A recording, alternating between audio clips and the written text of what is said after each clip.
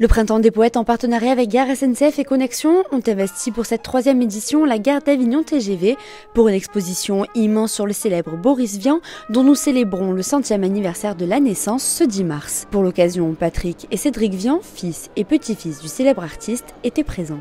Oui, ça oui, le coup du mec dans la valise, ça c'est sûr que ça aurait plu à Boris. C'est vrai. Un peu décalé, un peu différent, ouais, c'était bien.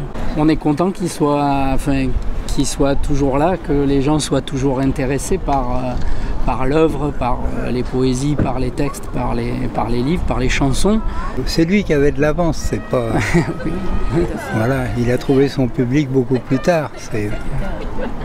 Mais je pense que c'est pas parce que lui était en avance, c'est vraiment parce que les gens étaient en retard à cette époque-là. Bon, il est un peu héritier du surréalisme, évidemment, ça on l'a toujours dit. Enfin, qu'ils s'en défendent, mais pas qu'ils s'en défendent. Oui, un peu le loufoque, l'absurde. La plupart du temps, il était édité de son vivant, mais quand il écrivait dans Constellation, par exemple, il faisait des articles. Il a fait beaucoup d'articles de journaux à une certaine époque. Et ça, c'était alimentaire, comme il disait.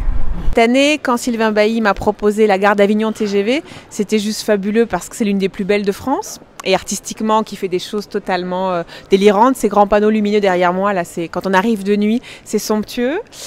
Et donc, il y avait l'idée que faire. Il y avait la possibilité d'avoir 2 mois comme ça, une carte blanche poétique.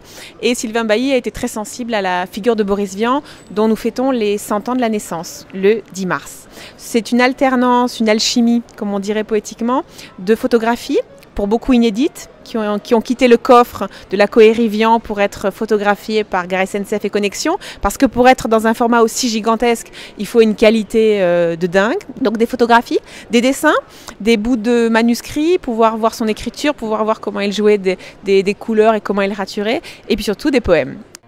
L'exposition est visible durant 2 mois à la gare TGV.